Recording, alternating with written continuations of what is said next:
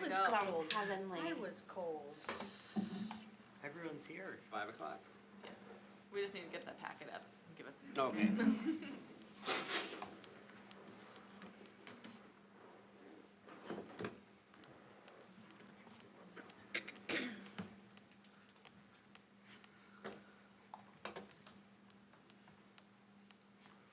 My issue, I didn't want to load. No pressure.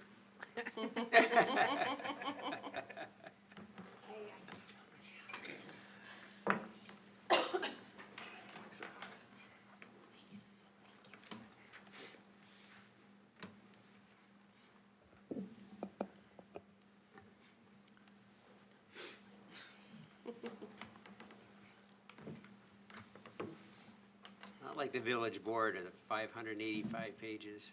That took a while to load. Yeah. Only 49, listen. That's it. Okay, we'll call this meeting to order. What I'd like to remind everybody that microphones, since we are recording this, is still necessary, and so we want to make sure that you talk into them. I know it's not the direction that you're essentially communicating, but it is important that we do get it together. I think one of the important values is that oftentimes in taking minutes, we review some of the recordings to be able to look at that. So some of that help out. So just wanted to bring that to attention to the board. Pay attention to that. So go on to item 2 with the roll call. All right. Lise. Here. Uradi. Here. Frisch. Here. McDaniel. Here. Knutson. Here. Herneman. Present. And Miller. Present. Thank you. Thank you. Moving on to the third item, approval of minutes from the October 14th. So looking that it was in the packet, so if anybody has any corrections, any clarifications on that, otherwise we'll move for approval. Yeah, I'll move to approve. Do we have a second? Lynn? All right. Any other discussion? All in favor, state by saying aye. Aye. Aye. Opposed, same sign. So moved. We have the item 4, public appearance. We have the opportunity for anybody in the community that'd like to talk to the park board, not necessarily anything regards to what's on the agenda, nor we would likely talk about it. But if anybody would like to, I don't see anybody, so we'll move on to that. And the 5th item, reports from the village staff. 5A, Director of Public Works. And And they're looking at each other. Lauren, just for some background, Lauren was out of the country last week too. Mark had asked on the park board just to cover upcoming CIP projects for 26. And then, Thank you. and specifically, West Side Park, yeah, the West Side Conservation Parks was just curious kind of where those landed in the 10-year CIP. So I just included the Sure. latest version of the CIP Okay. for you to kind of just talk through upcoming projects for next year in the West Side Park. Sure. Thank you, Elise. So, and I do apologize. I am still trying to get back in the swing of things here. So next year, our projects, as shown in the CIP, are obviously Gary Dish Park, which we're here to discuss tonight. That is construction scheduled for 2026. The major capital design project that we do have in the schedule is Bethel Greenacre. Basically an overhaul of that park in its entirety. So looking at design next year and then construction in 2027 for that. We also have some kind of smaller items in our CIP for next year. We've got fence repair at the John Blanchard Dog Park. That's been something that's been needed for a while, so more of a maintenance item, but certainly something that'll help that one. We've got some ongoing work to be done at the baseball and softball diamonds. We did put together a plan this past year to kind of shore up all of the infield mix at all of our baseball and softball diamonds around town. Started with Rustic this year, and we're moving to, I believe, Kaiser next year. So that is built in there. And we've got it, as you can see, if you look at the CIP, kind of more on a maintenance basis. Once we get all of these parks up to snuff, we do have money going out 10 years to kind of just keep making sure that we keep that in good shape, so we're not having to outlay all this capital, every 10, 15 years. Lauren, do you want to scroll to page 11 of the packet just so Yes. we can see the CIP as you're talking through it? Yes, absolutely. I think the park's on 11 there. All right. Not that Yep. it's super easy to read, but. Yes. We also have some money in for playground solid surface maintenance. We found that as awesome as those cool rubber bouncy surfaces are, they do take maintenance. And so we have put in what we hope is a pretty conservative number every year throughout the CIP to do any patching and repairs on those that are needed to keep those in good condition. So, like I said, hopefully very conservative, but we did want to have the money in there so we weren't surprised. And overseeding for, again, our baseball, softball fields, as well as our multi-use fields. We've got money in here to make sure that we have that so that we keep those fields that we've spent so much money building, keep those in really good condition. Last tiny project in here, we do have some money for a patio and sidewalk out by the pickleball courts. That's something that's been requested by pickleball players, but it's also something that'll be a real benefit to our crews from a maintenance perspective. We'll be able to get vehicles back there without kind of tearing up some of the grass and able to control how much dirt gets tracked onto those courts a little bit better. So that'll be a benefit, I think, to everyone that uses that space. When it comes to the West Side Conservation Parks, as of now, we did kind of push out if you guys remember, we kind of split up all the recommendations that Morgan had put together into a series of projects and tried to space them over 10 years. Due to some of the major projects coming in other areas of the village next year, most notably the new senior center project, we did postpone the work that we had kind of planned to do in 2026 to 2027. And that was kind of the first steps of getting a kind of more thorough planning study and like ecological survey of this park done. So right now that is scheduled for 2027. And then the first major capital construction project, which would be likely a restoration and a reconversion of some of like the farmland to upland prairie and wetland restoration, that is scheduled for 2028. And that would be kind of the first step for that. Okay, wonderful. Any questions, comments from the park board? So on the solid surfaces, that's kind of a surprise. I thought the intention was that they would be able to be less maintenance on it. What was the surprise off of those? What's been happening with them?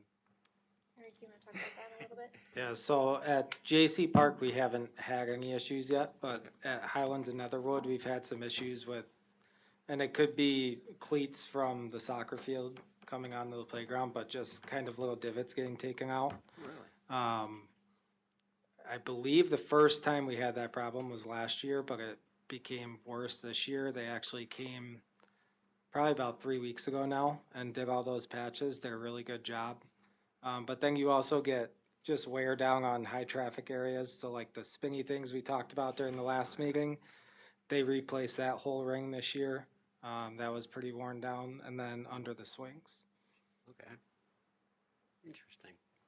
One thing to note is there's been some speculation that the Highlands of Netherwood, in particular, the base wasn't totally optimal there, and that's been possibly part of the reason that we have had a lot of these issues at that park.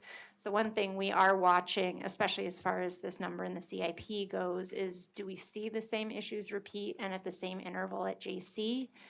If not, then we have a little bit more reassurance that that was possibly kind of isolated to that park, and we can kind of readjust these numbers going forward, knowing how to put those surfaces in correctly and knowing that that'll cut down on our long-term maintenance. So just something to be aware of. Right. As we get more of them, it'd be good to know how to keep them going, definitely. Judy? Did you put a sign out asking no cleats on the playground? Yep, we have a sign on all 4 sides of that playground there. Great. Other comments? Matt? Yeah, so two things. Would some sort of barrier help with that to keep the cleats off? Because I can see like kids coming off of a field, right, playing soccer and going just running in the playground for whatever reason, right? So there's that. I mean, signs are one thing, right? But there's plenty of signs that everyone in this room, I'm sure, has blown past and not paid attention to, too. So, and we're not kids. So, and then the second thing is, what's the long-term cost, right? If there is a playground next to a field where people will wear cleats, how do we account for that? Does that make sense? You know, because not every playground is right next to a soccer field, and I'm not picking on soccer for any soccer folks in the room, but how do we do that?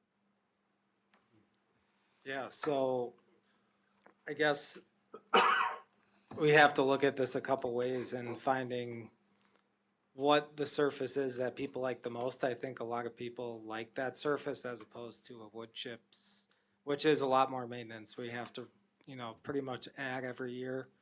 And obviously we looked at the turf. I don't see the turf, and I could be wrong, maybe Ross could speak more on that, but I think anytime you bring cleats onto a surface like that, it's gonna cause damage, whether it's turf or whether it's rubber. Now, as far as how do we prevent that, I don't know that you can.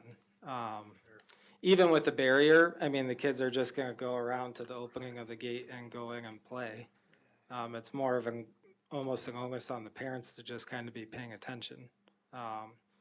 Which we did actually move the bleachers from the far side of the soccer field to near the playground to kind of hope that helps, where the parents would be closer to the kids. But I think it's still kind of a process we're seeing out. I mean, it's still relatively new for us. And I know that the playground on the north end of town by Mary Hill, that one also has a pour and play surface in it. So we'll be adding 2 of those this year, once that gets handed over. And I think this also kind of goes back to that question of, is this cleat related predominantly, or is this base related? And at this point, we just don't know. So once we kind of, J.C. Park in particular is of interest because you're right next to those multi-use fields. So if you're gonna see cleats on parks, you'll probably see it there. And so I think in even a couple of years, we'll have that much better idea of what, is this something we can expect going forward, or is this kind of an isolated issue? Okay, well, thank you for staying on top of that one. I was going to ask about the park trails between, connector between Perry and Janesville. That was down on the next page, 12. Don't recall what that was I about. can speak to that one a little bit if you Would you? want. So, that's in TID 4, so one of our TIF districts on that side of town, and we will have funds to be able to contribute to public projects within the next couple of years, and that is a section that is missing sidewalk on the east side of the road, so between getting kind of by the dog parks in front of there, and then all the way to in front of Sienna Crest. There's no sidewalk on that east side of Park Street, so our idea was to do kind of, rather than just a sidewalk, continue the multi-use trail that goes past the hockey arena and there, and just kind of go along the right-of-way, do some regrading and everything there, but to have an off-road multi-use path, to have that connection, and then just have a nice connection between schools and things like that as well. Definitely, and safer than being out in the street, so you end up getting in the car, and certainly dogs and other things, so that makes sense. Okay, Andy? I just had one comment. I mean, I find it interesting that, I know we're gonna talk about pickleball lights later, but the rest of the lighting for JC Community Park is nothing on there for 10 years. But I'm not surprised at it, but I guess I just found it interesting. I can speak just a little bit to that. That was kind of a victim of, again, that need to cut quite a bit to accommodate those major capital projects that are coming in the next 10 years, specifically that senior center project and a potential new fire station. So there was a lot that was kind of in parks and in streets are kind of the two big heavy hitters if you want to start cutting. And we were asked to cut quite a bit down to keep us within our debt limit.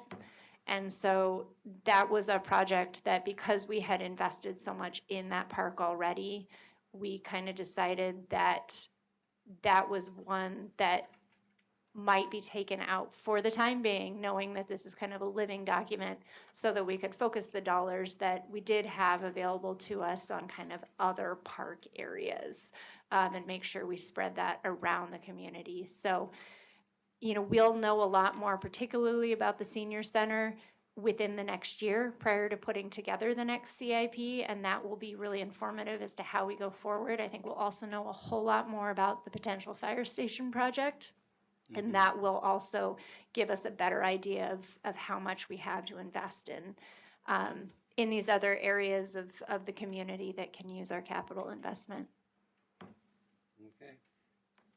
See some other equipment in there as well, so hopefully that'll help out with the staff and be more effective and efficient as well. So Yeah. good to know that's all part of it. It's kind of reflecting back on it just a few years ago that the park board really didn't see any money as part of the park. So and bringing it together and then realizing we have these facilities and need to update these facilities and maintain it. So it gives us a better focal on the parks themselves. So that's a positive. So thank you very much for putting that information together. So 5B, Director of Community Development reports. Okay, so we are at the finish line almost for Gary Dish Park. So I invited Ross Rettler here to share kind of the final update, what they've been working on, what changes we've seen since the last time you all have seen the park plans, the playground plans, and then just kind of talk through what bidding might look like, schedule for construction, all that good stuff. So let him introduce himself, and then Lauren can scroll through some of the plans and renderings. Good evening, guys. Well, Good evening, thank on behalf of Rattler Corporation, I really appreciate the opportunity to be here with you guys again tonight. A couple of new faces that I see here. Give you a little bit of background on us and what we do and what we've done with the village. But I'm Ross Rattler. I'm a landscape architect and partner with our firm. We've worked with you guys for many, many years, starting back as far as, I think, 2007, when we started some of the master planning efforts for J.C. Park. Had a great working relationship with you folks and really appreciate the opportunity to continue to be of service. But the first project we had worked on was Highlands and Netherwood Park, and then the first and second phases of J.C. Park. And now we're excited to be here to talk a little bit about Gary Dish Park. But landscape architects, civil engineers, and construction administration folks all work together at our firm to make projects come to fruition for folks like you. So Gary Dish Park. So you guys had reached out to us a while back here to look at the option of adding a playground there. And I think one of the biggest challenges that we saw immediately was that we wanted to get some soil borings out there, and we found a lot of bedrock. And Eric was nice enough to kind of share his experiences with trying to get fields to establish out on that site, and did a little due diligence with Lauren and CGC to take a peek at what actually existed on that site. And yes, there's very little topsoil and a lot of bedrock. So that was one of our primary constraints that we really had to deal with. And as we looked at the best solution for how to get a playground installed on that project and on that site, we talked about filling. So when we get into some of the grading plans tonight, which I'll show you, the plan for the playground, which will sit on kind of that first tier right off the parking lot, or the angled parking off the street, that will be filled approximately 3.5 to 4 feet for us to be able to get the footing and foundations for the playground structures into the soil to be able to be stable for that playground. And as you go downhill, you'll see that second tier. That's where the existing multi-use field is and where the new improved multi-use field will be. That field, as we've discussed, we've had some really good neighborhood input meetings with that neighborhood actually, and that will be a multi-use field for a variety of different sports. So there's about 1.5 feet of material that's going to be coming in for that multi-use field as well. And the big thing there is we had to get irrigation in. So that will not be an under-drained field. In other words, we're not adding all the pipes underneath it to drain it, but we are adding irrigation to be able to provide a good playing surface that has water and that will have the opportunity with the amount of play that you'll see out there from the community to be able to sustain itself. So, yeah, so those are the two primary elements. Lauren, if we could go to just the perspectives quickly, and then I'd like to look at just the 2D rendering. These renderings just give you guys a general idea of how the space relates to itself. So you got the playground there on the what would be the northeast portion of the site, and then our multi-use playing field directly below that. So if you want to flip through those quickly, Lauren, then we can just gives you a general idea of the scale of the project. There's the playground structure itself. I think this actually is a great view for you folks. So the big thing is we have the angled parking. That'll be our primary parking, maintaining that parking as is, but we had to get people from that level in your existing sidewalk down to a playground. So the ramp you'll see, or that U-shaped walkway heading down, thank you, Lauren, from the parking down, that's graded for ADA access. So that's gonna be our primary ADA access down to the playground. Up on top of that, we've also provided an alternate staircase down for folks to get directly from the parking down to the playground as well. There'll be a bike rack right there. These are all things that, and that bike rack, that's gonna be an alternate bid actually, from what I understand. So that'll be an alternate bid and an opportunity for somebody to potentially donate in kind, from what I understood. So there's also a drinking fountain. If you look, yep, right there, there'll be a drinking fountain similar to what you guys have at Highlands and Netherwood without the dog bowl. So just the standard ADA accessible bowl as well. So, but then you can see the playground there. We've worked very closely and pre-selected equipment along with other folks in the village. Elise was a big part of that as well.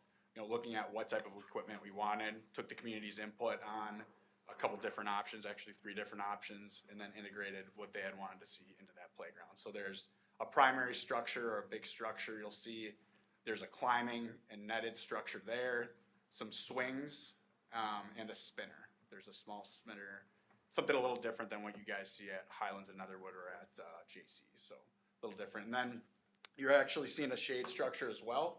That will be an alternate bid at this point as well, based on what we're looking at. But wanted to look at an option for some shade.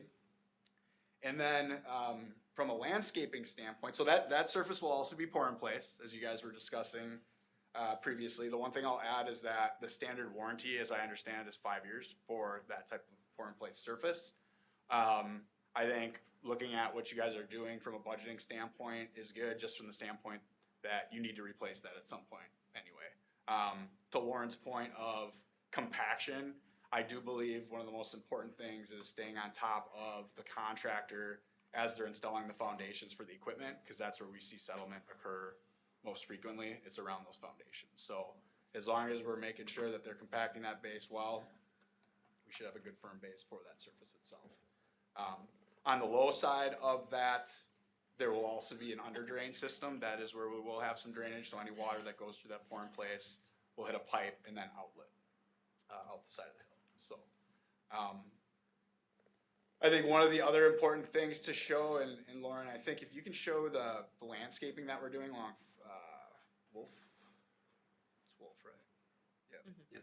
This does a good job of showing. So we wanted to keep any type of balls from making their way out the back of that field. So you'll actually see there's some spruce trees. I think she had some red dogwoods and then some other deciduous red maples. That idea there was to create a buffer between that street and your field. So that's where we made up our landscape points based on the area of impact and the square footage of impact. That's where we made up our landscape requirement as part of the project. So if we want to roll through the plans at this point, I would consider, well, we can talk a little bit more about the playground, I guess, Elise, if we look at the plans that are put together for the playground. We do have, going down more. Yeah, I think page 28. There we go. So this starts to show the equipment that's been selected, and really I think the big thing to discuss with you folks is this has all been vetted. This has been vetted with your community to show them options and what they wanted to see. So this is the equipment that's been pre-selected at this point. Well, note, sorry to interrupt you there, but we did change the spinner. There was a comment last time, the spinner that was, I forgot what it was called. That Volta. piece, the Volta, yeah, that was only apparently 1 to 2 kids. We now have the Comet, Yep, right? yep. That's up to 6 kids, Right. I believe. So that's the kind of orb-looking thing over there. And then that, because of that had a little bit larger footprint, we had to lose, I think, 2 swings. So it went from 6 to 4, but I consulted my 4-year-old and she was pro larger spinner, okay with the loss of swings, so, yeah. It's kind of hard to see, and one thing they did here that I think is pretty cool is, from an accessibility standpoint for kids, there is if you look at the slide, the green slide, there's a Yes. U-shaped pad at the bottom of that allows kids with varying disabilities to turn and go directly back up. So it's something new that people are doing, and you guys are some of the first people to see that type of equipment, so kind of a cool addition. Our plans, so we can keep going, Lauren, our plans at this point are what I would consider to be right around 95% complete from a site civil standpoint. There's a few things that we need to clean up. We've had some very good discussions with utilities, understanding how we're bringing in water as part of this project, so we're gonna need to bring in water. If you could leave it right there, Lauren, that's a perfect graphic, to show some of the grading. We're bringing in water for irrigation, and then obviously some water for the drinking fountain. So there will be a street cut that we need to do to connect on Ridgeview. We've coordinated with what we're gonna need for water meters and location of the water meter in ground. We've got all that figured out. I think this plan does a really good job to show you guys the gravity of what we're doing from a grading standpoint. There's a lot of material coming into the site to be able to make it work. So you can keep going, Lauren. These are all just, same thing with just different aerials off, aerial on, gone. And then our plan set, so the existing site plan, the topographic survey is complete. The site demolition plan will show what's coming out and what is staying. The majority of the site is just open green space, so we won't have much there, but we will have to do a street cut that's shown on Ridgeview there. The site layout plan's the next sheet. It's very basic, similar to what the renderings are showing. Oh, the one thing I'll add, if you look south of the playground, there's a dashed access point there, and as part of our grading plan, one of the questions was how do we promote access other than on the concrete? So you'll see, we actually grade that out in the green space to make it a noticeable and a flatter path down to that soccer field to promote just ease of access for folks. So that'll be graded for clear access down to the soccer field. Keep going. This is our grading, again, just the grading plan and erosion control plan. This will need to go to the state of Wisconsin, the DNR, and Dane County. We'll work through that process. So it'll be some of the permitting that we need to do as part of the project. Our site utility plan showing the water connections are under drain. That's all there. And then our landscape plan to give you a general idea of where we'd be screening that area off of Wolf. And then I think she has the points calculated in there as well. And then the construction details. Irrigation, yep, there's the irrigation plan. And then the construction details for the project, so. That's a good summary of what we've put together up to this point, so. Do you want to just talk about bidding and Yeah, schedule?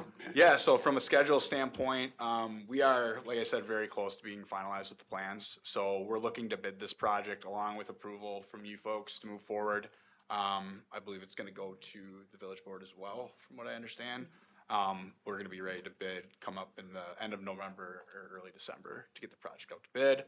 3.5 weeks usually for bidding. We'll do all the advertising as required through the village during the bidding process. And then open bids January-ish, early January, I think is what we said. And then, award contracts. So that's the general idea moving forward. Lynn? I have a couple of questions and comments for you. First of all, thank you for explaining that the spinner is bigger, because when I saw the pictures in this packet, I was like, oh no, we didn't change that. First question for you, Ross, we talked about the fence on the south side of the field. Are we continuing with that, or are we scrapping that? talked about it, so 'Kay. we've actually had many discussions Yeah. about it. The only concern I have is with regards to bedrock, so even if we fill that to get our irrigation in, say we got 18 inches of soil there, how am I gonna get pipe down far enough into the ground to put a fence on it? That's what I'm most concerned about. So at this point, we don't have the fence shown. Okay. How do we get creative? Like, you can see what we did on the end of the field to keep balls from going, Right. how do we get creative with planting? It's something we've talked about. I just don't know what the best solution is. Because, how do we keep balls from rolling down that hill? Yeah. I can't get pipe in the ground. That's the challenge Right. that we have, so. Lauren, on page 21 of the packet, Rich took some pictures out on site. And by the way, have you guys met Rich? Yeah. I just realized he hasn't been to park board yet. I'll let him introduce himself in a second, but he took some pictures out on this. Who is this guy? Anyway, we wanted to show kind of what the vegetation around that stormwater pond is looking like. So it's actually quite, sorry Siri, quite thick and, as far as like balls rolling into the water, I think there's a pretty good barrier there, but we talked about also we have a temporary movable fence at JC Community Park for an outfield at Stop. Stats. And so there's a possibility if we find that it is a problem, we do have a movable fence that the baseball season doesn't typically overlap with like soccer, for example. So could be, the Public Works moves that seasonally. I think the options there though, with the bedrock. What did I say? No, Eric it's good. says, thank you very much. Yeah. You're welcome for getting signed up. It looks quite heavy. The fence, I think, would you say it's like 4 to 5 feet to drive it down so that it withstands winds? Yeah, that's Would just be pretty much it's actually a impossible. with 6-foot the fence. bedrock. Oh, driving there. posts, yeah. For the posts. Yeah, standard 4-foot fence. Even if we were putting a 4-foot fence in to stop balls, those are still going down 4 feet, so. And I guess the purpose I'm worried or thinking about in terms of the fence is not so much the balls, because a soccer ball is like $10 and we can figure that out. It's really more of like kids being down there playing near that space, especially if their older sibling is playing soccer and everyone is busy and we're not seeing, we're going to bring a lot of kids here. And when that is full, like this beautiful picture, by the way, good job, Rich. I'm just nervous. So I think even at the very least, if we could put some signs that sort of say like, we would really like children to not be around this area, I think that would be really helpful.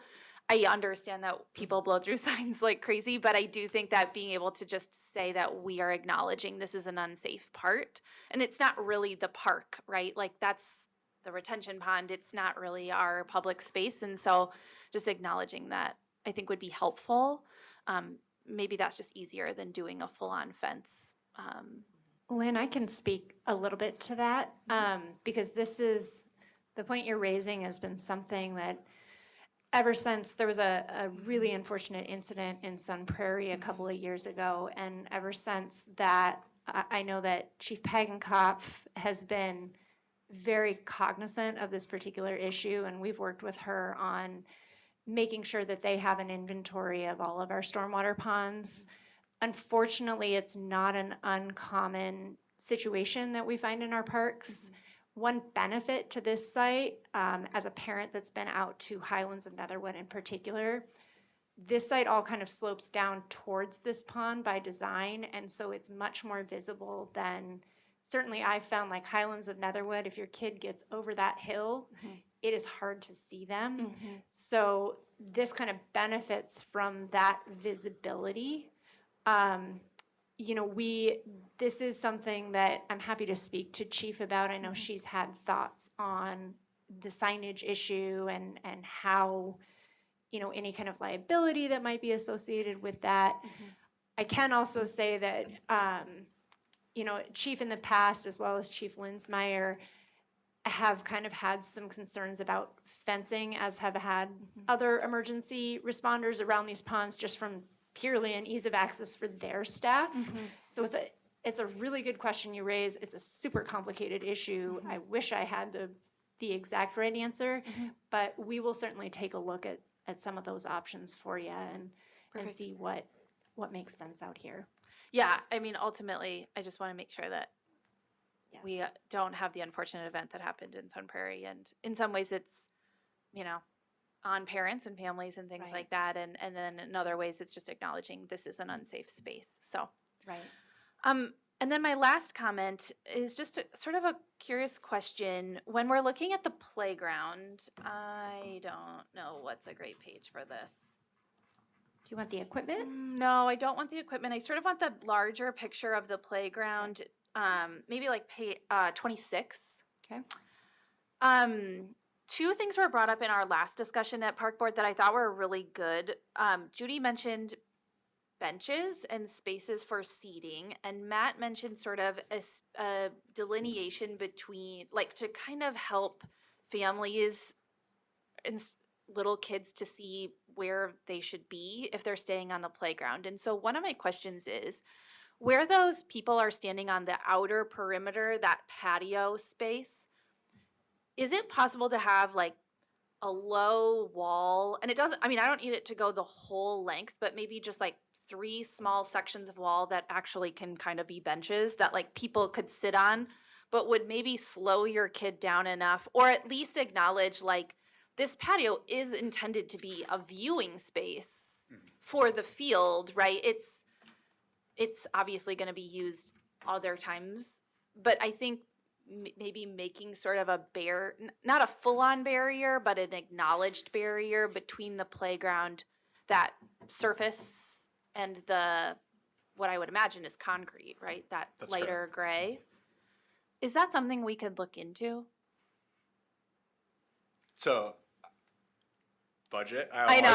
And I'm like, you're on your last minute, and yeah, I don't want to add too much here. I just want to Yep. address both of those concerns. You have a very good point. The best way to do that, and we can talk about that internally with regards to budgets, and if we want to bid it as an alternate and look at how to do that. From a seating standpoint, the best thing I've done to not put up a fence, but to clearly identify a buffer between the playground and then the hill slope going down to the soccer field, would be actually some modular, like a Ready Rock retaining wall block. You can get them, they look natural, looks like a stone almost. You put them in sections if you go onto our website, you can see Lake Packwell Park. We did that same thing in between the different playgrounds for the different age groups. So that's what I would recommend doing if we were gonna do that. And it's natural looking, so it's not like a bench either. It's like you can set these blocks together, and they're the right height for seating and everything like that, so. And cost effective. Yeah. And then as far as the benches, we did talk about that. We decided to not include that in this bid package because the village, we can just buy benches ourselves Direct and purchase. cut out some of the middleman costs there. So things like benches, trash cans, that site furniture will be added and just Later. purchased by Public Works. Okay. Fantastic. Thank you. Other comments? Do we have time or no? Certainly. Okay. Now, to Lynn's points, which I think were great, for what it's worth. So as I look at this, and as you mentioned, I do believe that barriers are going to be important for some families, for sure. And to the point about public safety and first responders being able to they're going to figure it out. I guarantee it. I live in that world long enough. But I am uncomfortable with saying okay to something that could even be a little bit unsafe for a park, right? And as everybody here knows, I've got 2 autistic kids at home, right? So it's challenging, right? So as we look at it, I like the barrier idea as far as the blocks and that kind of thing. But I think we need to look at this in terms of like, how do we make this a safe place first, and then move on from there? And it should be a good place for everyone. I absolutely agree with that too.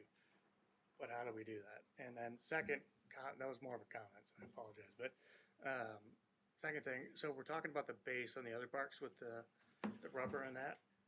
Are we gonna run it this year? If we're putting a bunch of dirt in there, is that gonna be deep enough so that we're not having to repair it? You know what I mean? Like, are we doing the same thing again, or will we figure that problem out and trying to move forward?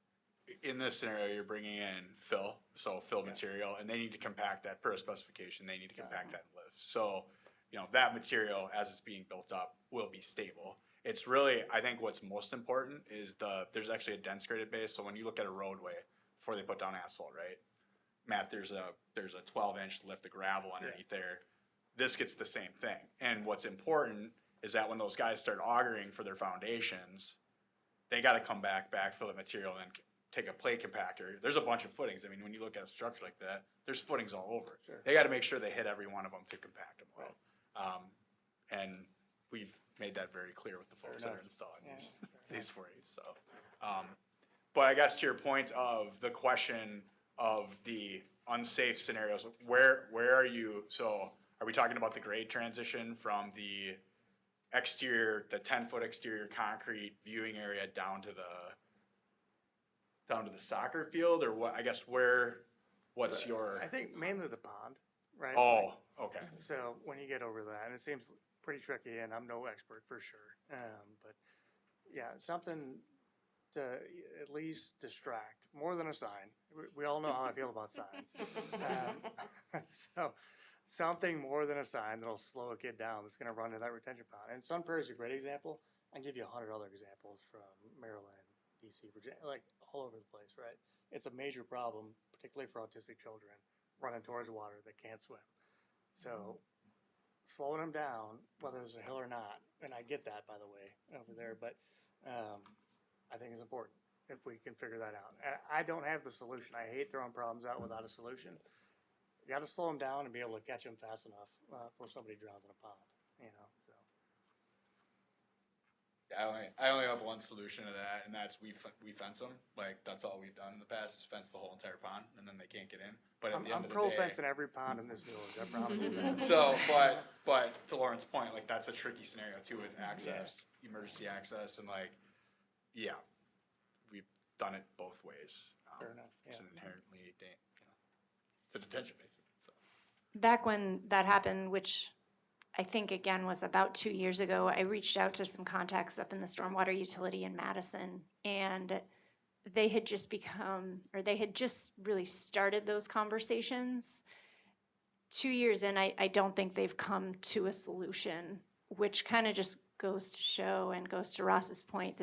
You raise a really excellent point as someone whose son would 100% run right into that pond. This is a really hard one to answer. We will certainly speak with the chief and see if she's got any great ideas from what they've been hearing. You're right, it's a bigger issue in the village. I cringe when I see kids playing hockey on our stormwater ponds because it's just that's not something that these are designed for. That's not a safe idea, especially with the winters we've been having. So it's absolutely an ongoing conversation. It's something that we're super sympathetic to. We'll do some reaching out and seeing if there's maybe some better, newer information that we're missing up till now that might help with this and with other similar situations. No, thank you. And by the way, this is a great presentation, so don't take up my negativity it's as anything fine. other than that. But if I can help in that conversation at all, Yeah. I'm more than willing and glad to. So. Yeah. Other comments? So what I see from the water irrigation system, there's an underground valve system of some sort, so that's manually to initiate is that how it goes, or is there? Good catch, Mark. So we've had, I didn't want to go, that's a very detailed discussion. No, so I think the big thing was we had to irrigate the site, and when you look at an irrigation controller, that's 120 volts you need to run an irrigation controller, right? And we had some very specific discussions with a great team of folks as part of this project, and my point was, we could pay a lot of money to bring in an electrical service to service this park for 120 volt irrigation controller, or we can come up with a solution with a battery and solar powered controller that will allow us to operate all those zones. So that's what we're gonna do. It's a battery and solar charged controller. Okay. Had a lot of good conversations with Eric, Lauren, Elise, Rich. We all talked about it and kind of came to the solution that that's how we'll control that system instead of having to have Alliant come in and put in a service for you, just for irrigation. And how big is that, Ross? Like the The controller. yeah. Well, it's gonna sit in a box. If you guys look at, I guess JC is a bad example because that has a Watertronics unit. It's gonna be a stainless steel enclosure with a strut on it. That's gonna have your controller. It's gonna have the backflow prevention unit. All of the equipment that Eric's gonna have to maintain on a yearly basis will be in a neat and tidy above ground box. And then all of the valves, like if you see where the gray keynotes are with the symbols on the north end of the field, Yeah, each one of those is a valve box that's gonna open up a zone of irrigation, so. Okay. Good question, Mark. Understand. So when you're talking about these contractors making sure the compacting and such, who's responsible to verify they're doing that? Is that part of what your contract is? Is that part of somebody in the staff? So, to be direct, as part of this project, we don't have full-time construction services, so this is more of, we're gonna be here on a weekly basis to review, and meet with folks during construction, to hold Okay. progress meetings. That is on the contractor that's installing that playground. From a compaction testing standpoint, we could look at what's in the specification to require compaction testing around those foundations, but I think the biggest thing is, and I believe it was a good discussion because we saw what happened at Highlands. The installation contractor was very good about coming back and fixing it, I will say, like, they've come back and patched it now several times, which is good, standing behind their product, but I think the biggest thing, like, when we got to JC, it was like, you need to compact very, very well around those foundations, so I think they've got the hint, but we can talk about how they ensure we get good compaction there. So, Okay. thank you, Mark. Just want to ask that. Any other questions from the park board? Well, Ross, thank you very much for coming here and helping Thank us out you. and understand this. Always appreciate it, guys, Yeah. it's great to see you. Thank you.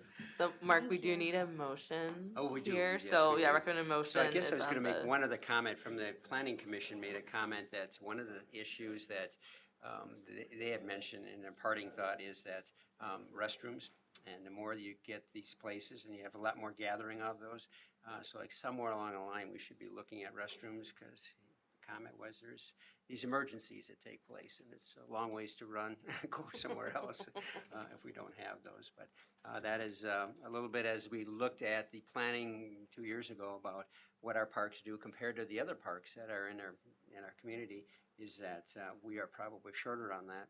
We have more parks, so we have a lot more of them, and so therefore there's a lot more local parks. But so we'll call for an approval on this. All in favor, state by saying aye. Aye. Do we What's need, that? do we need a motion? Yes, we do. Sorry about that. That's okay. Let's call for the motion. Sorry Sure. about that. Do we have a motion to approve this? Yeah, I will. Andy makes a motion. Do we have a second? I'll second. Thank you, Jamie. Do we have any other discussion regarding? Hearing none. All in favor, state by saying aye. Aye. Aye. Opposed, same sign.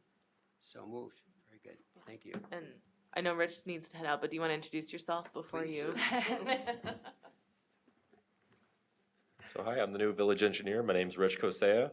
I moonlight as a photographer of parks before construction, so that's good. I come from the 115th Fighter Wing. I was active duty over there as construction wrapped up for the aircraft conversion.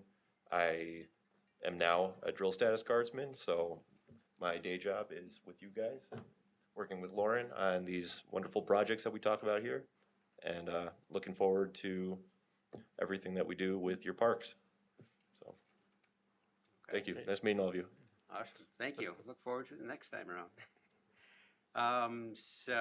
Recreation and programming. So we are on 5C, Recreation Program Coordinator Report. All right, so I just have a brief update as 2025 wraps up. The sports organizations got their invoices, payments coming in, and then as soon as payment is received, I contact them and say, I'm asking for their 2026 requests, and so, yeah, slowly but surely, it's wrapping up and gearing up for next year. Okay. Questions, comments? Very good. I have a question. Sure. Are we supposed to do anything? I saw you put information in here. Was that just to recap what we were doing, or what we talked about last month? I mean, I see it's numbers based off of, So like, that would total fall under dollar. the unfinished Oh, is that business. next? Yes, Okay, yes, sorry. mhm. So this was just a report. Oh, yeah, that's a whole It makes you other, feel better on the same page yeah. with you.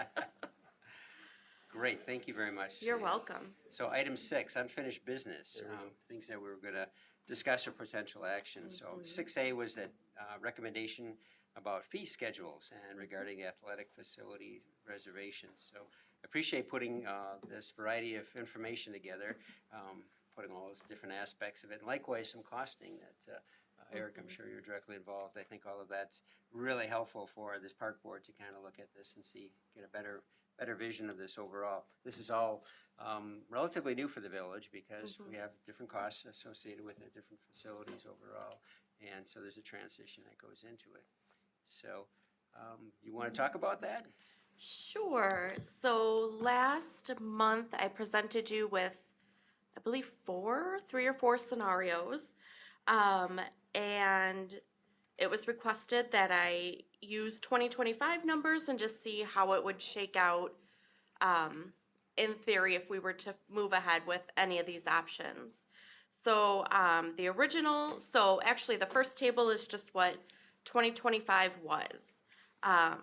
So this is what people reserved, the amounts they were invoiced, and then the original option is just keep it the same. Keep the same standard $2 an hour. Option 2 was to increase that rate to $3 an hour.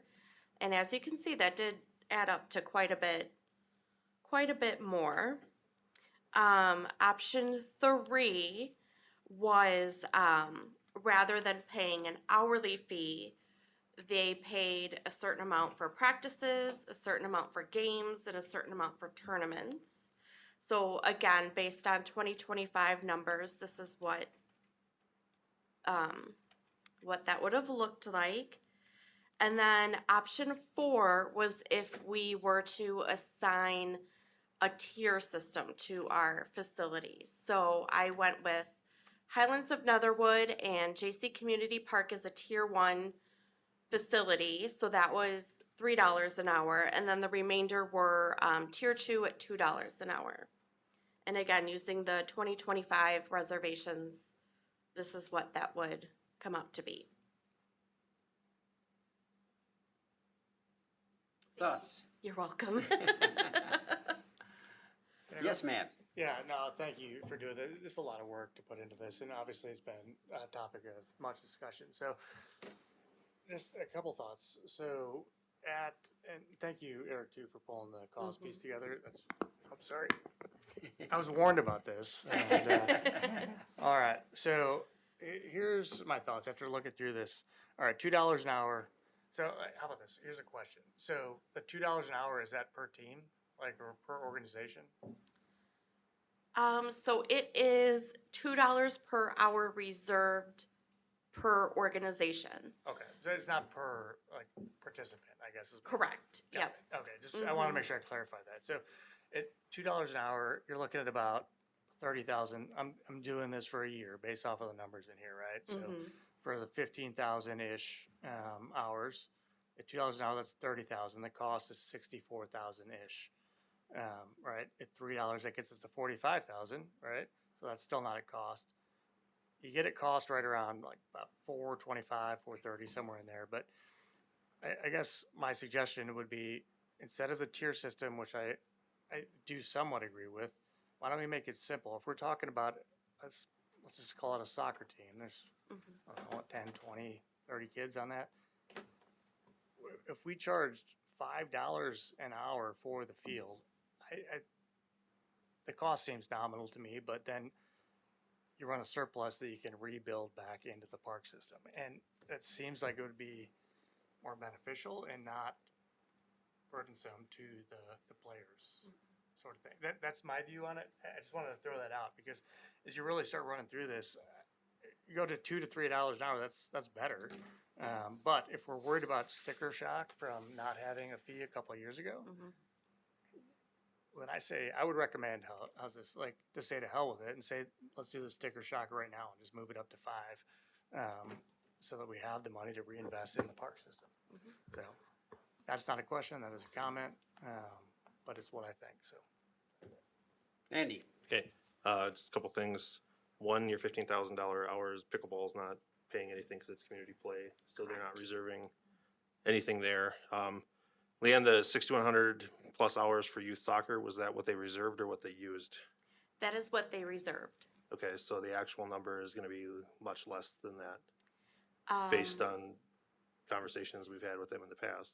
So that was my understanding, and theirs as well, was that that was kind of a one-time thing. Okay, So if they are indeed wanting to pay per usage this year, they would have to come before you guys. sure, okay. Yeah.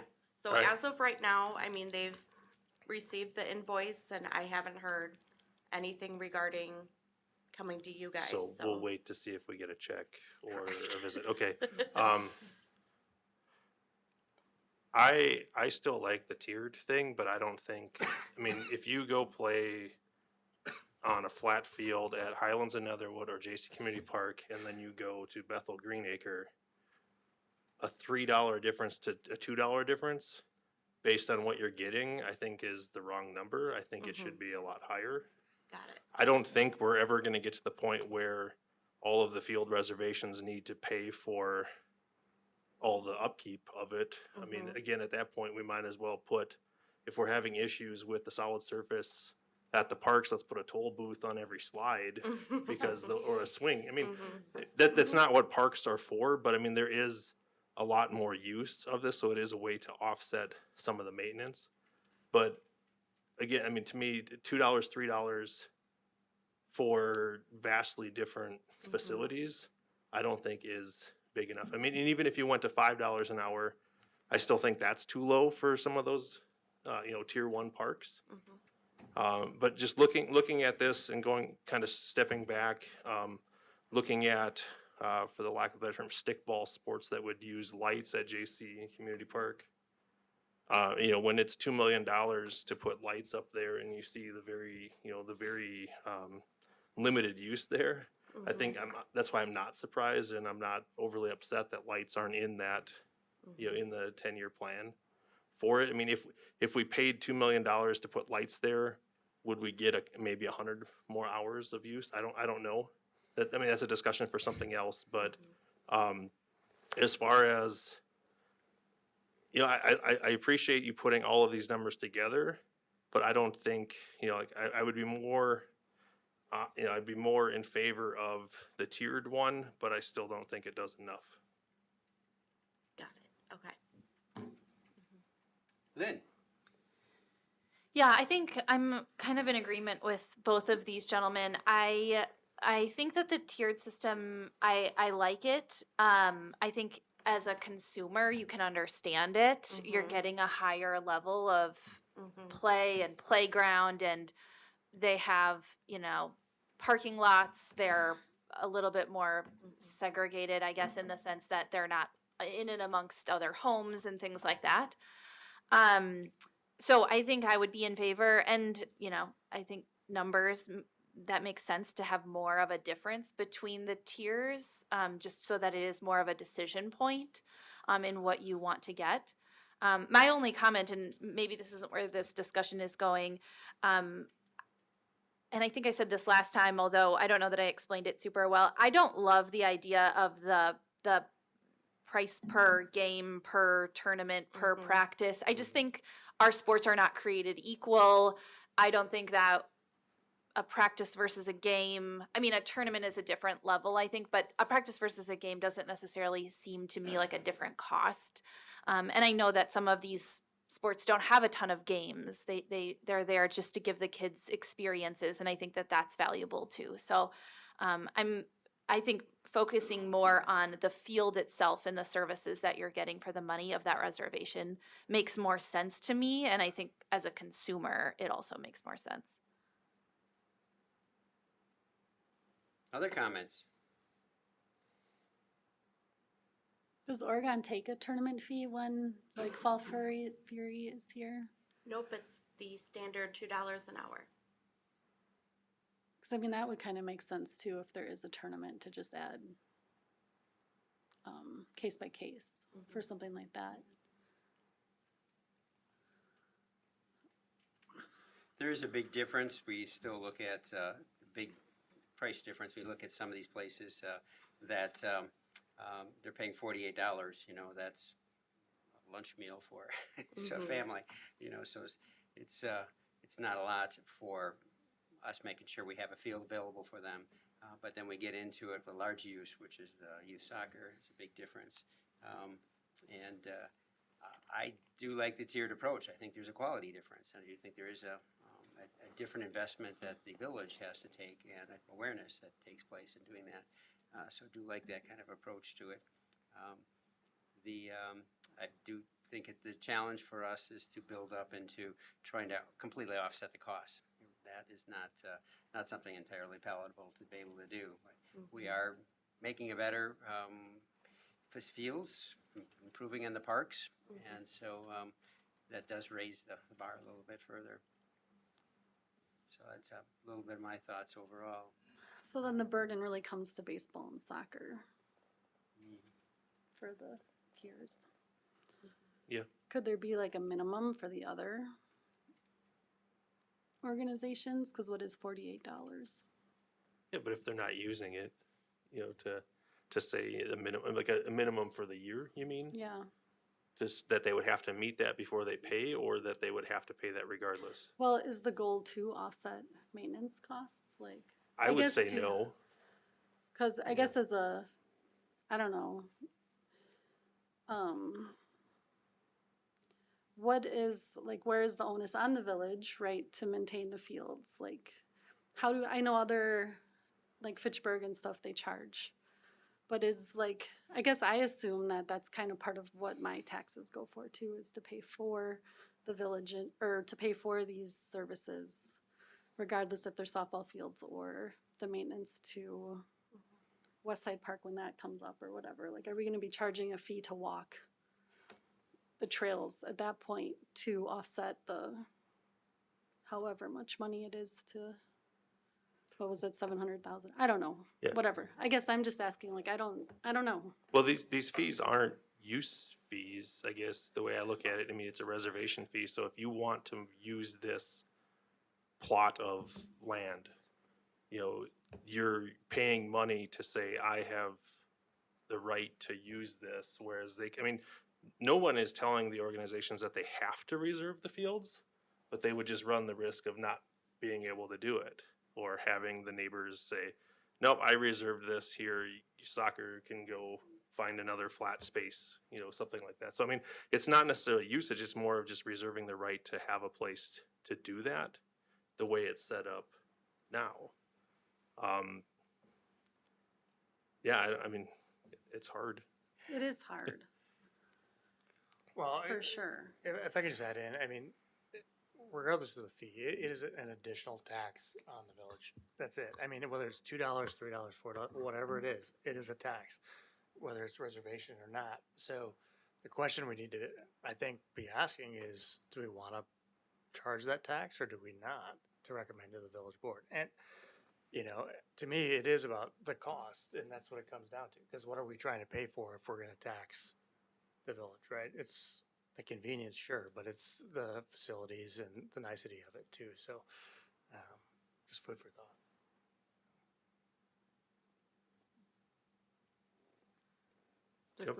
Just some other thoughts to add. I mean, obviously, a lot of you have been on the park board for a while, but there was a long time where no one was paying anything for use of our fields, shelters. It was all free, and different people were helping manage that over time, and different processes were in place for reservations. We've also not only made a lot of investments in our park facilities and improving them, like we were just talking about with Gary Dish, but adding staff like Leanne and Eric and some of their expertise in not only scheduling and kind of managing the divvying up of spaces, but also maintaining the spaces that we have invested in. So, but yeah, as far as what percentage, it's never gonna, the fees would be astronomical if we fully offset the cost of the parks. There's a lot of things that go into that. We collect park improvement fees with every building permit that's drawn within the village, that's per unit. So if we have like a apartment building, it's the fee times 50 or whatever it might be, and those go to maintaining existing parks. There's when new land is brought in, there's a park land dedication or fee in lieu of, and that goes to purchase of land for park uses. So there are other fee mechanisms too that aren't just kind of our normal taxes, but other fees that are paid kind of one time with development. But I don't know, when we probably haven't looked at like different communities necessarily asked, what percentage of your total park cost do you say is gonna be offset by reservation fees. But yeah, you're correct. This is just for, obviously, your sole right to use a space and guaranteeing that. So We why have seen raise soccer it? not reserve spaces this fall and just use them. And there's been a handful of conflicts, like I was talking about last month, where there have been people on those spaces, but it's kind of the risk that you run when you don't make a reservation. Looks like Nico has something to Yeah. say here. Feels, I was not aware that the reservation system worked on a system of just, if you wanted the field, you had to reserve it. It seems like no matter what, if you're just a family out on the soccer field and a bunch of people in uniforms come, you'll get out of the way. What were the conflicts like, and at that point, why are the sports organizations reserving? And maybe not, because if I have a birthday party for my kids, I'm not gonna get off the field because I was there first. If a bunch of people in uniforms come and say that they have a game there? They didn't reserve it. Do you want to talk about the Highland situation? That's where they're Yes. having problems. So the two situations that came up, both were, I believe they both were just the same group of kids who unfortunately just had a string of bad luck that day. But, you know, when something like, let's say, soccer, you know, didn't reserve space in the fall, it's not the decision makers who were out on the field. So it was just a volunteer parent who didn't know otherwise, other than just they were told by soccer saying, okay, like this is where your team is going to practice. And so, you know, they had told the children, like, we're here to practice, and nobody really knew better as far as, you know, like, well, technically neither one had a reservation. And but like you said, you know, they saw a team of kids come up and think, okay, I guess we'll move. Yeah. But yeah, so again, it kind of puts because the coaches who are out there are parent volunteers. And so it does put them in kind of a awkward position to, you know, because they probably have no idea about what's reserved, what's not. Yeah. And they probably don't want to break up somebody's kickball game. either, Exactly. Yeah. Mm-hmm.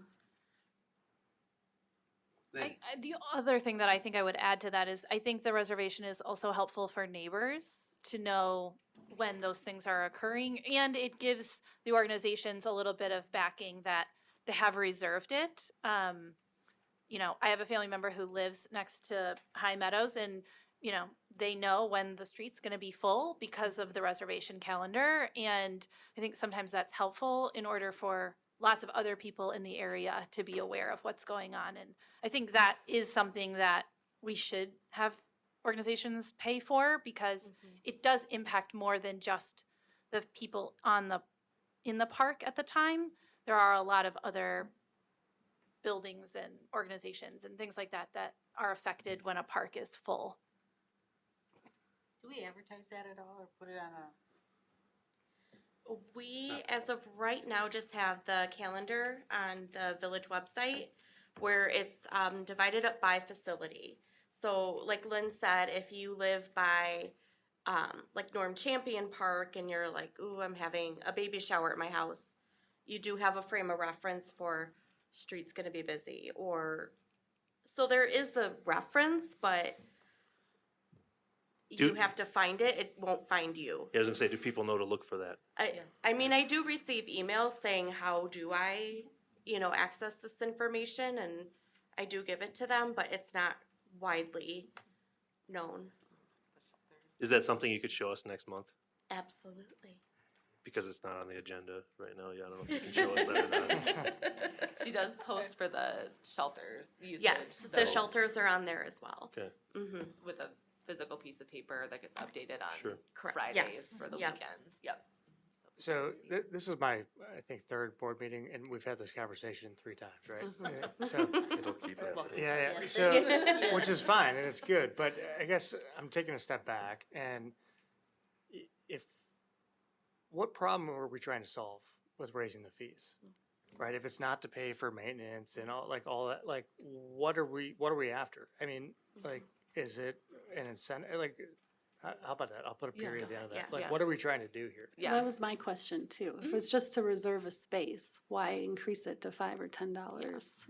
I guess what I was trying to get at with the investments that the village has decided to make with staff and equipment and construction of spaces, improvement of spaces is, it's not gonna fully offset it, but it would be beneficial to maybe have some offset of those costs. It's not gonna cover everything, but with users, and it's not necessarily just our community organizations, there are other outside groups that might wanna use our spaces, that there is a cost to building and maintaining these spaces, and if we want to have nicer parks, this is one opportunity to help fund.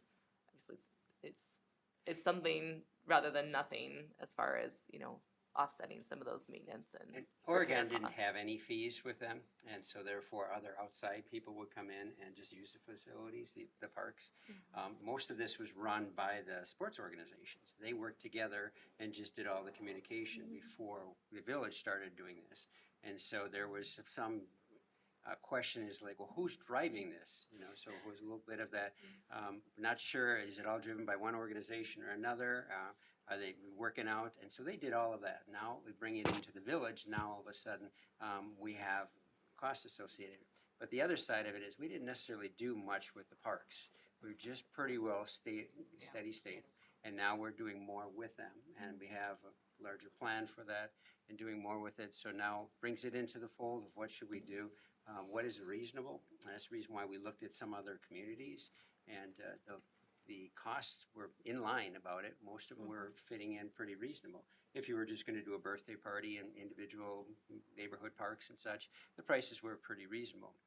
The biggest standout was, how do we manage the sports organizations in doing that? So now that we're managing it, and we do put staff kind of between the situation, you know, how do we go about it? So it does become now a village, those aspects of it. We've talked about fees for a long time. We're kind of waiting to see what would be appropriate overall. So what's the goal? Like 20%, 10%? Because could we just take that number and then figure out the numbers for the reservation fees if that's what the goal is?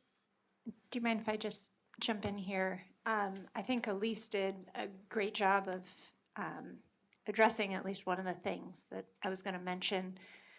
This is kind of the age-old question, at least in municipal government, of how do you fund a thing? Is it through just general taxes, or is it through a usage charge as we do our utilities? And one of the things to kind of consider here is, if we were just investing in parks, who's to say we would have built a baseball complex? It's possible that the community as a whole really wanted something else, but the baseball organizations are benefiting from, baseball and softball are benefiting from having those particular facilities in the Village of Oregon. And so while, of course, these other funding sources have paid because it does benefit the community, maybe there is a value to having kind of that usage fee, and that's where this kind of comes into play for those organizations that wanted those facilities, that, you know, kind of drove the investment in those particular facilities.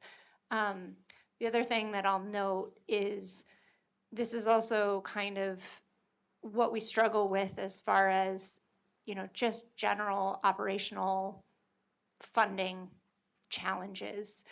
It would be awesome if we had more flexibility in how we raise taxes to cover our operating costs on kind of the general fund side, and we just don't have that. And so we have these little pieces here and there of bringing in these extra funding streams. And I think the way you're looking at it, Jamie, is really smart, of like, okay, so what are we offsetting here? Like, what is that amount of cost associated with it that we're offsetting? But there is some value to us as we try to budget and keep these things going, in having, even if it's just a little bit to rely on that's outside of those general property taxes, because there's so much need for those throughout the village.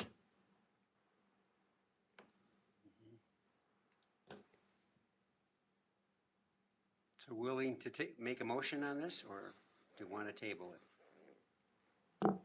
Just scheduling wise before you do anything. So we have some flexibility, but we would love to be able to update our fee schedule when everything else gets updated with the fee schedule, which happens the last meeting in December. So we still have time if you all want to maybe have some direction, if there's anything you'd like to see, or you'd like to see maybe the fees are whatever, $3 and $5 an hour, and it's a tiered system or something like that.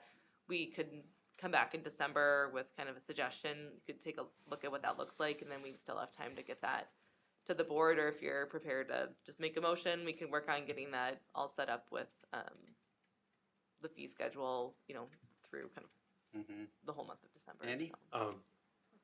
Do we have to set the fee schedule? I mean, are you looking for us to say these are the numbers we want to see, or is that something that you can use our comments as feedback to set it?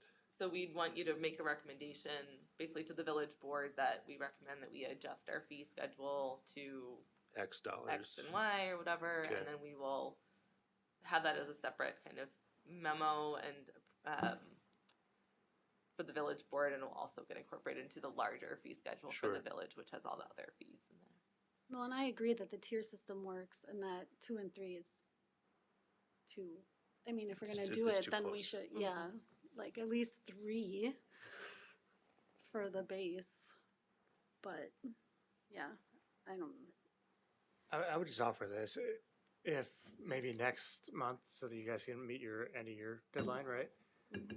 There's one proposal with a tier system. That's it, right? And then that's an up and down vote at that point. That's what I would suggest. So I'm not even looking at it right now, but one of those that's higher than 2 to 3 to 3, however you want to do it. And maybe that way you can get a yes or no, so you guys can move on with your lives too. Right? We could, you could also, any of these could be changed or Frankensteined too, so you can make a motion that says, we want to adopt a tiered approach with $3 for tier 1 per hour and $6 an hour for tier 2 or something, and we can just take that. That would be enough. So and last month, Mhm. sorry, I didn't mean to cut you off, but like the up to $500 thing, or 500 hours and then like a less, yeah, we talked. because when I was crunching the numbers for this, I mean, soccer is going to get the burden. They're obviously the biggest and they use the most fields. But I think it was like 50,000 or 60. That's just gonna come back to the parents in registration fees.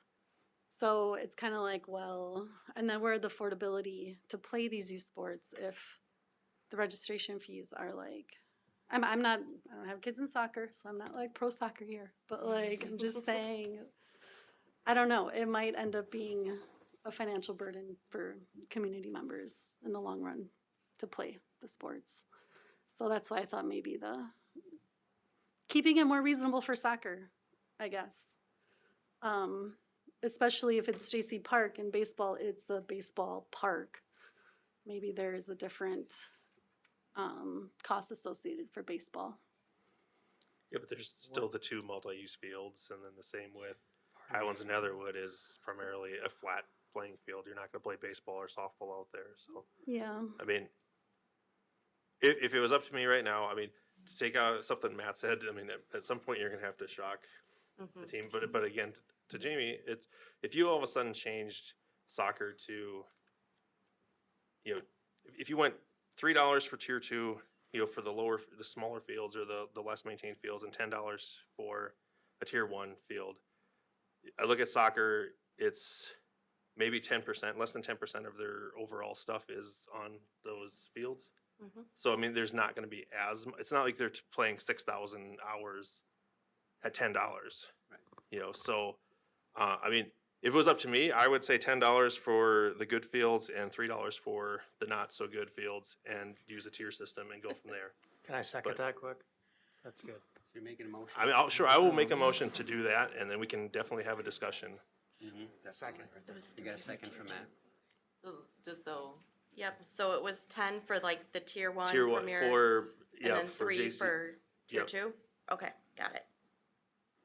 Well, and this is what soccer reserves. So next year they could come and say, we only want to pay for Correct. what we played on. yeah. And as far as the cap, I think we would always have the opportunity and invitation to groups that if there was an amount that they didn't feel was a burden, they could come and ask for some flexibility or an exception, and you guys can recommend that up or down, and then that would go to village board, and that would ultimately be a policy decision. So depending on, I mean, I know they're all structured differently as far as fees and things like that, but.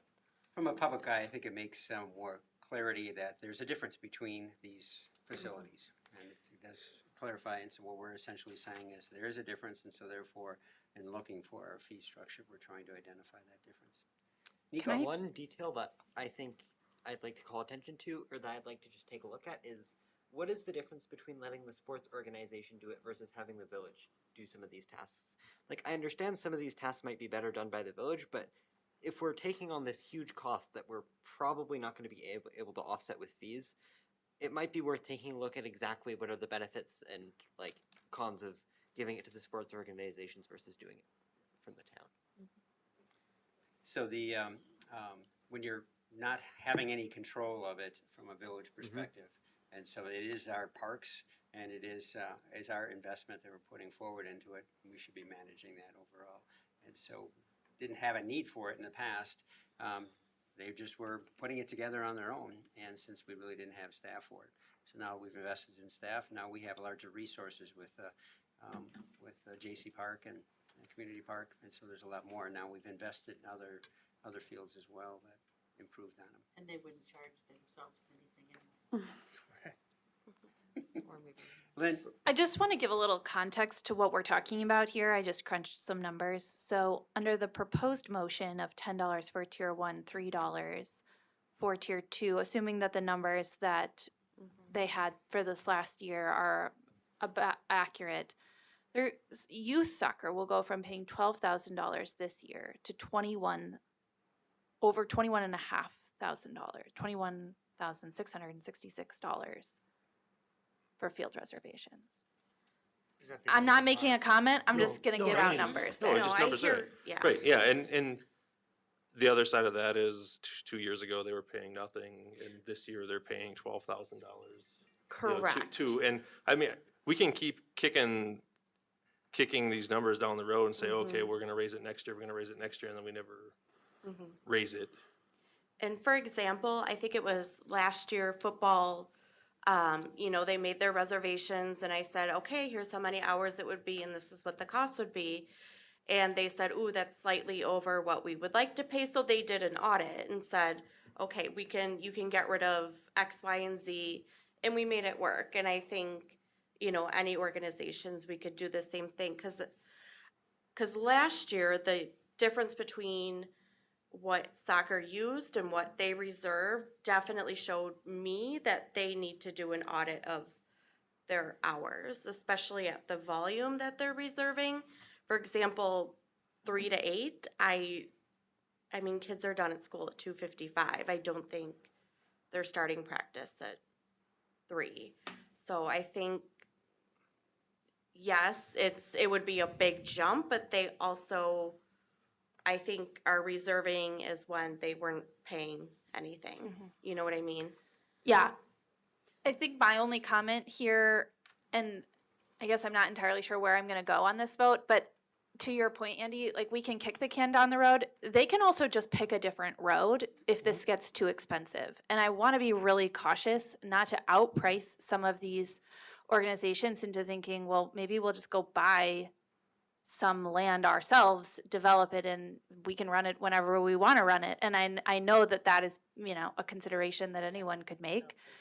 And so I just think we have to, I'm all for more funds coming into the village that we can use. Please do not get that twisted. But I think we have to be a little cautious about jumping extraordinarily and saying like, well, what are you guys going to do about it? Because there could be other options that then don't benefit our parks at all. And I would be really hesitant to turn down that road. Agreed, that's a good point. Yeah. Yes, What if we Judy? looked at 3 to 6 instead of going all the way to 10? Yeah, I mean, that's fine. I mean, I threw numbers out there to have a discussion. 10. So I mean, We needed to I want to have that exactly. discussion, but I mean, to me, $2 to $3, Right. there's not that big of a difference. But if you go $3 and $6, there is a big enough difference there that you are getting more out of it, and yet it still should be affordable. To Lynn's point, there, it's trying to figure out how to get money in. Yeah, yes, you're right. You're never gonna pay for all of it but you want to be able to offset some of the cost. But I also look at all of the money that we spent over at JC Community Park for a park that the majority of people will never use. So I don't feel as bad about asking the people that are going to be using some of these site-specific facilities to pay a little bit for it. I would just add to Andy's point and to Lynn's, I don't think we want to price anybody out of this at all. But it's the reservation fee. Anybody can go use these fields whenever they want, Correct. right? So you're paying for the reservation. So, and then the maintenance that goes along with it and all that. But, you know, so it's just coming up with a number. And I think that is the biggest sticking point that's been, right? And so call it 3, call it 6, call it 10. I'm good with all of those, you know, at this point. Right. You know, as long as we don't, like I said, like to Lynn's point though, like that we don't force anybody out and they go buy a soccer field or whatever, you know. Don't want that. Yeah. Well, 3 and 6 would still keep us lower than surrounding communities. So that would help tremendously. And 3 and 10, I think, would put us on par with Fitchburg and a couple of other surrounding communities. We don't get to charge an extra $1 for like the Oregon ambiance fee. We really should. So the one team that was going over to Fitchburg and paying, what, $7,000, are they back here now? Correct. Yes, as far as I know, I think softball going to Brooklyn is still the only team that And are they isn't in paying? Oregon. What's that? Are they paying? Yep, they're paying for what they use here. But are they paying in Brooklyn? That I'm not sure of. Because I was shocked when the one gentleman told us it was $7,000 that he's paying Fitchburg and not because he can't use our parks.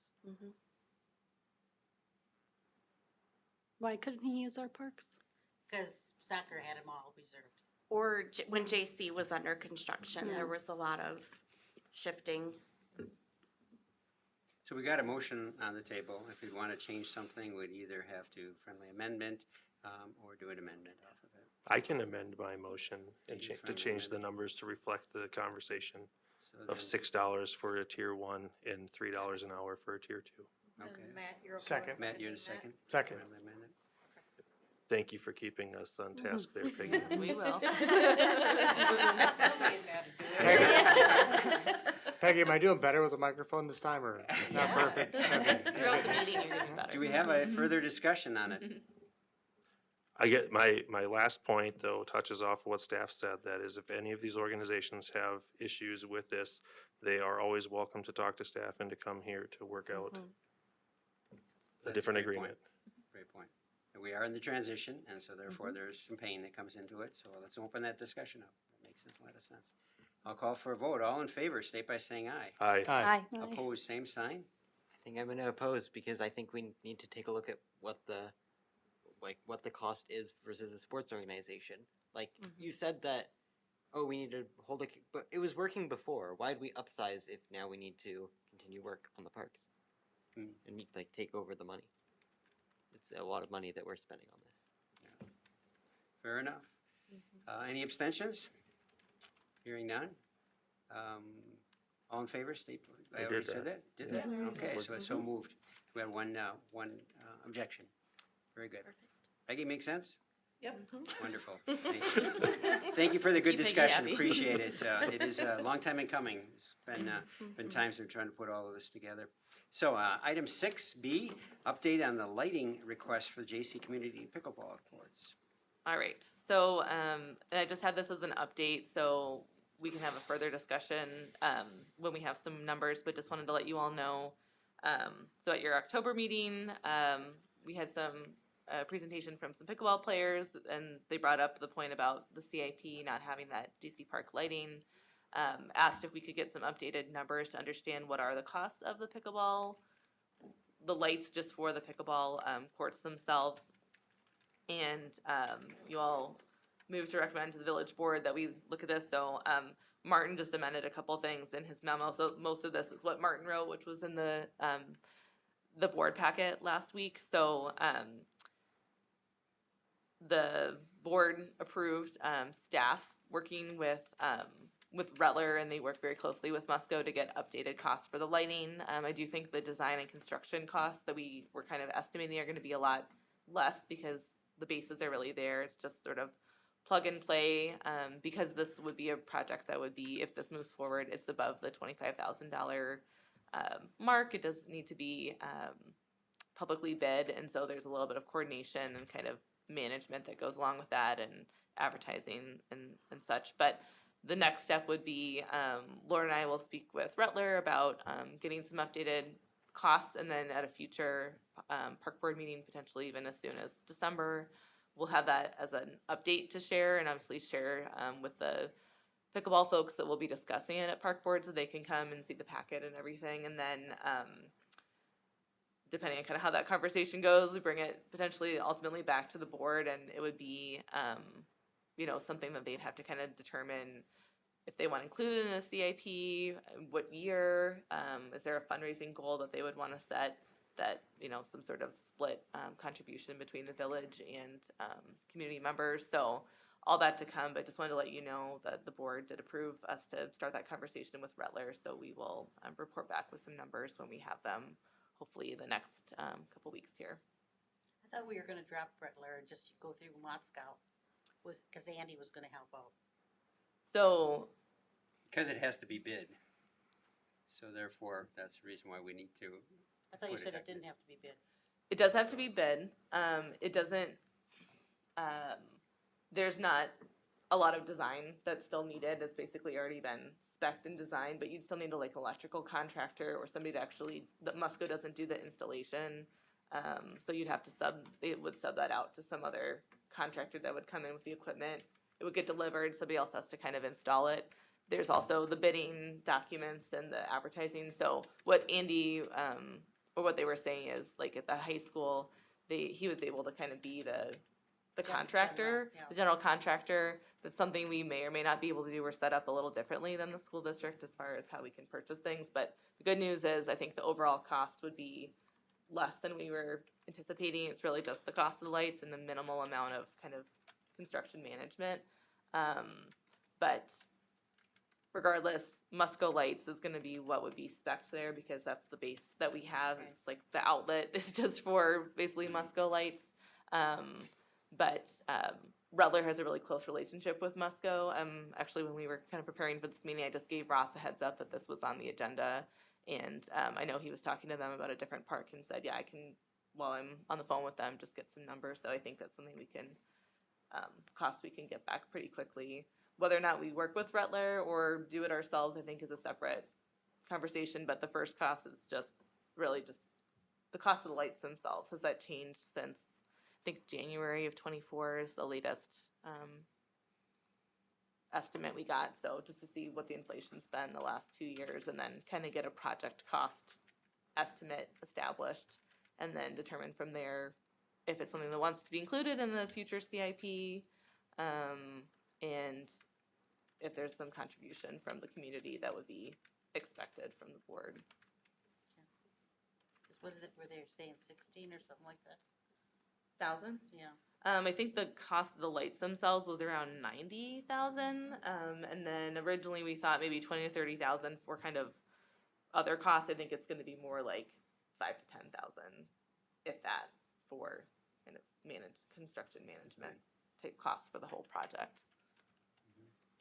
Okay. I was driving by JCP last night or 2 nights ago, and there were kids playing soccer at night with lights. I don't know if they brought them in or like temporary, but there might be something for meantime for pickleball. They might lose. I guess the pickleball doesn't go too high, but so there might be options, because they were playing. It was dark, and the field was well lit. So. Where were they? Within the rugby pitch that's right by Well, Perry, or? I'm really Kaiser bad has at this. Oh, yeah, that's right. No, it was, so the high school's here, and then Perry. JCP, yeah. Yeah. South Perry, or North Perry, whatever that is. I mean, at one of our meetings earlier this year, Yeah. Eric had come in to talk about the portable. temporary Yeah. lights, so I mean, It doesn't surprise Yeah, and I me. don't know how much those cost, but they were, I mean, it was well lit, I so, think we bought them. yeah. for that. But that might be something for pickleball too. Interesting. Very good. Lise, thank you very much for that information and no particular actions. Item 7, new business. So our next meeting would be December 9th, Tuesday, and then our following one in January would be Tuesday the 13th. Any conflicts? Any things that don't work out? Hearing none, continue to move on. Item 8, any future meetings and assignments. I don't have any particular, but I certainly welcome any comments of going and looking at parks, kind of introducing yourself to a park that you have not seen, not familiar with it. So continue to look for any of those because there's quite a few of them, and sometimes we aren't familiar with them very well. So it's always worth it to take an investigation on them. But item 9, any announcements? Does anybody within the park board have any comments? Judy, Not this time. not for you? Nope. Nico? Not for me. Okay, thank you. Lynn? Nope. Matt, any comments? No, sir. Andy? No. Nothing? Jamie? Yeah, I did run into my neighbor before this meeting and I asked her if she had any comments, questions, concerns, and she just said she loves the garbages in the park. So, anyway, you probably don't get complimented. Yep. The garbages, the trash cans that throw your garbage in. The garbage Yes. is like brown. The garbage bins. I'm glad you clarified that, 'cause I was like, man, there's garbage in the parks. Thank you for clarifying. Yeah. The recycling bins are also awfully nice. Yes, but she wanted, I told her I'd tell. Oh, very good. everyone. Thank you. Mhm. Item 10, call for an adjournment. Do we have a motion? I'll move. Andy moves, second. Judy, all in favor, state by saying aye. Aye. Aye. Opposed, same sign. So moved. Great, thank you all. Thank you. Thank you.